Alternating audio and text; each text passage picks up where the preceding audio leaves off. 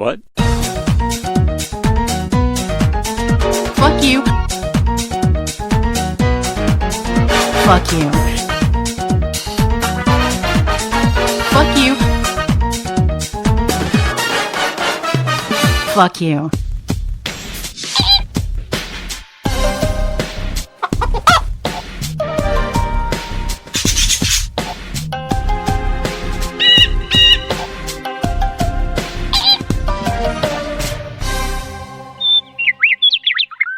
This is Winging It. It is the somewhat whimsical, certainly worrying, decidedly wonky, seldom weighty, endlessly well-intentioned, and wildly witty show about music where one knows what's coming and the other, well, doesn't. And this particular show happens in between both proper to ensure you can spend anywhere from 15 to 180 minutes with us every week. And let me remind you that this show has no music. It is just discussion. Well, that's what's cool about it, is we just talk about stuff. Radio people just... they're not normal exactly. No. I mean, they'll be like having regular conversations and they'll stop and they'll restart, you know. Yeah, just to get a better take. Yeah, it's a better take. Take two. Yeah, it's crazy. Well, you might be wondering, what are we going to talk about today? The best songs recorded in a single take. Are you aware of any songs that were recorded in one take? Believe it or not, as much completely useless trivia as I have ingested and retained a lot of, you know, reading rock magazines all those years ago in the 70s that I never stopped talking about, I can't think of any offhand. Well, the first song, Twist and Shout, The Beatles. Oh. So other than a few piano overdubs from George Martin, the entirety of that album, Please Please Me, was famously recorded in a single day, February 11th, 1963. They just set up their stuff in the Cavern Club, and most songs only a couple takes, but this particular one, just one take. How crazy is that? I remember John Lennon remarking about not wanting to do this one 2 or 3 times because of it just simply is, it's a throat ripper. It really is. Yeah. Exactly. What about this one? This one kind of surprised me. House of the Rising Sun. Really? Wow, right? Touring with rock and roll legend Chuck Berry in 1964, they were looking for a song that would allow them to stand out, and this was it. So they did it in less than 15 minutes. You know what's really just cast me in the light of an absolute loser is that I just read an article a week or so ago about the recording of this song, their version of the original, the fact that Dylan heard their version playing, he jumped out of his car and banged down the hood of his car and said, "This is the sound that I have to make." I did not somehow retain in all of that they only got it in one take. One take. Nope. I mean, that's crazy. I think of all the songs that I just recorded, some of them 30 takes. So I can't imagine getting it in one take and being okay with it. I mean, it would have to be, yeah, it never happens. I mean, I wonder if you were doing like a live album, I mean, then it is what it is, right? Yeah. But even a live album, you can have edits done. So I'd be like, let's edit it. Live albums usually need fixes of some kind. Right. You know, mistakes are made, but do you want to hear a mistake every time you listen to an album? No, you don't. No, you don't. Not really. Fair enough. You know. You don't. You don't want to hear that. You want to hear, I mean, I don't think it has to be perfection. You want to hear some level of rawness or some level of humanity. You don't want to hear, robot sort of situation, but you don't want to hear the same issue every time. You don't want to be able to tell. I mean, you want it to be like my edits of the show, for example, immaculate. They're immaculate. Yes, absolutely. Precision. All right, this one may or may not surprise you, and you may have heard about it. You may go, wait a minute, that's right. Louie Louie by the Kingsmen was recorded in just one take. The drums are loud and crashing. The guitar break is angular and enthralling, and the mushmouth vocals help perpetuate the urban legend of obscenity that helped propel the song to success. So it is, for all intents and purposes, according to, Far Out Magazine, the first punk song, and it only took one pass to perfect. All 3 chords played in exactly the same rhythm and progression and order for however many minutes. It's hard to believe they got that in one take. However, that's what's great about it, because it's so loose, it would not have been as loose the second time. That's true, and it is loose, and I don't mind that it doesn't sound perfect. No, I like what Mr. Holland said in Mr. Holland's Opus. He actually mentioned that song. Right. He said, look, these guys have no sense of tone. Nope. Or they can't sing. Nope. The music is banal and repetitive. Correct. But I love it. It's good. That's it. So this one shocked me, but I mean, I guess I shouldn't have been shocked because of the majestic quality to this person's voice. So Frank Sinatra's My Way. So he was known as One Take Charlie in his films, and so apparently the same for his music. He wanted to make sure that everything was in its proper place once the red light went on. December 20th, 1968, he gave it a go, a single go, and it took minutes to get that perfectly sung song. I can't even believe it. Like, to me, it sounds like he did 30 takes because it's absolutely perfect. You know, and it is great. And I was just sitting here amusing myself thinking, why exactly do I like Frank Sinatra? Because he's not a great singer, but son of a gun, I just enjoy listening to him. Yeah, the tunes are righteous. But he's not a great singer, but I love listening to the cat. I really do. I think he's a great singer. He's pleasant to listen to, but... I love Frank Sinatra's voice. Oh, so do I. He calms me, soothes me, so I think he can sing. It's an interesting thing to say, and we'll see what our audience says. What do you think? Can Frank Sinatra sing? So this one's interesting, though I will say for some reason, when I saw this, I went, well, yeah, I get that. I totally hear that. James Brown, Papa's Got a Brand New Bag.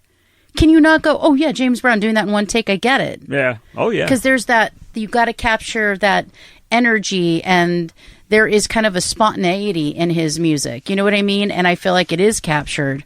There's nothing about it that would benefit from being repeated 2 or 3 times. It just came out so right, and it needed to be that spontaneous. And I agree. I think that's part of his magic. One take, I can't even believe it. It, like you said, could not be replicated with multiple takes. There is no way. Just one and done, the way he liked it. Well, I think if he were doing a concert, he wouldn't say, let's do it again. It'll sound better the second time. Right. And now, we're talking prescience here. You called him, and that's his nickname, of course, besides Godfather of Soul, the hardest working man in showbiz. Read the letters that are on this escape mental patient note right here. HWWISB. Hardest working woman in showbiz. I wrote that down about a half an hour ago to call you because little does the audience know you performed live today on stage in Ascent, and you're doing 3 radio shows tonight. That makes you, at least for today, the hardest working woman in showbiz. Oh, well, that is very sweet. Thank you. Yes, indeed. Sweet and prescient. And prescient. Wow, that is. Seriously, like, get out of my head. What the hell? Yes, indeed, we did perform, and it was a great show, though really fucking hot. Really hot. The Doll Hut, they do have air conditioning now in there, though it's on the stage, 2 air conditioners, thank goodness. Still hot. I mean, it's just a hot-ass day, but yes, today was quite a day. So what about, I just can't believe this, but I Feel Love, Donna Summer, done in one take. I'm going to go on record and say I don't have a problem with that. I can easily believe that. I can't believe that. I mean, it's just done so well. It's not Schubert's Trout Quintet, okay? It's not, no. So yeah, I mean, it came together in one take. It's disco perfection. I love it. I love her voice. And it's a song that is not super easy to sing. And I say that from experience because That's right. We just covered it. It's not easy to sing. I mean, she's just magic. So, again, as a singer, as somebody who labors over their vocals, I just find it fascinating that they can do it in one take. I don't get it. Though I love what you said about, well, when you're on stage, you don't get to do it again. Mm-hmm. It's true. And although a lot of times you wish you could. I do. There was a couple times today like if you're where like Led Zeppelin or something. We couldn't hear ourselves because the sound is what the sound is wherever it is, right? And you don't know what you're going to get. And I couldn't hear what Bruce was doing. And I got lost a couple times. Oh, that's bad. All I could do was watch his feet and go, okay, so now I come in. So I was like, oh, I wish we could have done that again. Or you know what I mean? So, yeah. But you can't. And did the audience notice? No. But of course, we're going to be like, that sucked, for days, but whatever. But there is a magic to the live performance, which is why we love it so much. So I don't know if you've heard the version of Somewhere Over the Rainbow, What a Wonderful World by Israel Kamakawioli. I can't even say it. I have no idea how to say it.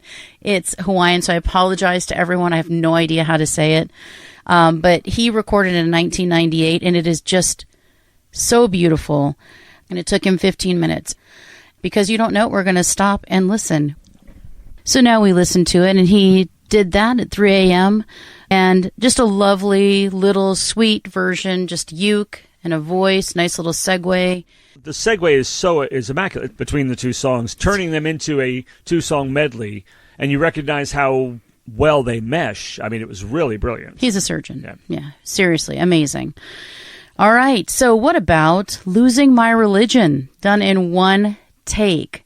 Well, it is really kind of flawless. I mean, it doesn't sound like anything was done wrong the first time at all. Because it's just, they couldn't have wanted to sound any better.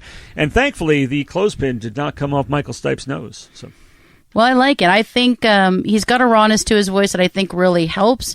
Again, not like a brilliant singer. I mean, but it works for REM, just like Ringo works for Beatles. Not brilliant, but he works. Absolutely. So it's not an easy song to sing, but he got all the gut churning emotions out on the very first try, and everything just sounds great. I can't imagine, like you said, that song sounding any better. So one take is all they needed. So those are the songs that I wanted to cover that were done in a single take. I think that's pretty amazing. I mean, so think of the song that was the hardest for you to record. Can you think of that song? Whether it's on your anthology, which he just released. Oh, yeah, absolutely. Or on Tell Me a Story. Which one was the hardest? Probably Nine Lives and No Heart on Tell Me a Story, because it's got like 30 tracks. That'll do it. Yeah. 30 tracks is a lot. And can you imagine, even with knowing and having everything set up and having your vocalist, having everything done, doing it in one take? It's different when you're working remotely like that, but none of the parts I recorded were one takes. There's no way. Very I mean, seldom, and yeah. do you think the singer had one take? Probably not, especially since it's somebody else's song. I do one takes on my vocals because they're just not going to get any demos. better. Weren't they demos mostly for, I mean, on Tell Me a Story, they were demos. My own stuff, Professor P. Soup stuff. Usually only one take on the vocals because they're just not going to get any better, so... I'm trying to think of the song that was the hardest for me to record. Regrets. I've had a few. Sorry. I don't remember. There's a lot of songs that were really hard for me that I had difficult parts on, and I had to do it. I will tell you, The Inside was hard for me. That's a hard song for me to do. What was hard? I don't know. Gosh, there's so many songs that are hard for me because I wanted them to sound a certain way. And there's a weird phenomenon that happens with me. I think I sound a certain way when I'm singing a song, and then I hear the playback, and I'm like, what the hell was that? What kind of crooner shit was that? I want rock shit. What the hell's that? So then I have to go dial it up a little bit, and I got to make it a little more raw, and I got to make it, and I'm just like, that sounded just too sweet. I don't know what the hell. So sometimes there's a disconnect between what I thought I sounded like when I sang it and then what I actually did, and so I have to go back and do it again.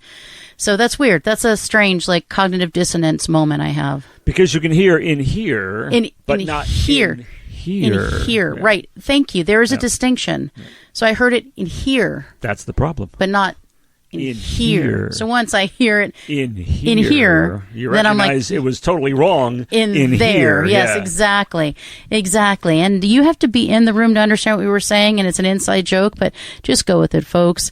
So that is another interesting topic, I think. Best songs, some of the best songs anyway, recorded in a single take.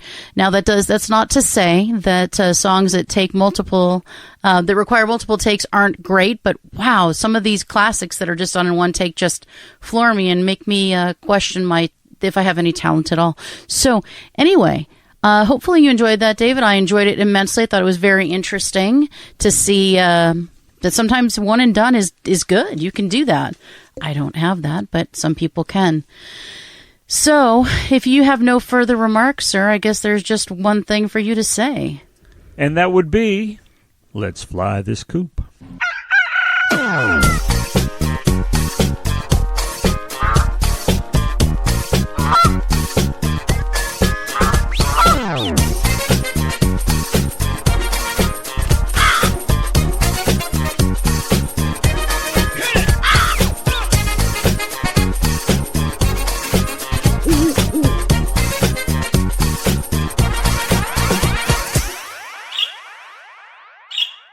This has been Birds of a Feather on What the Flock Radio.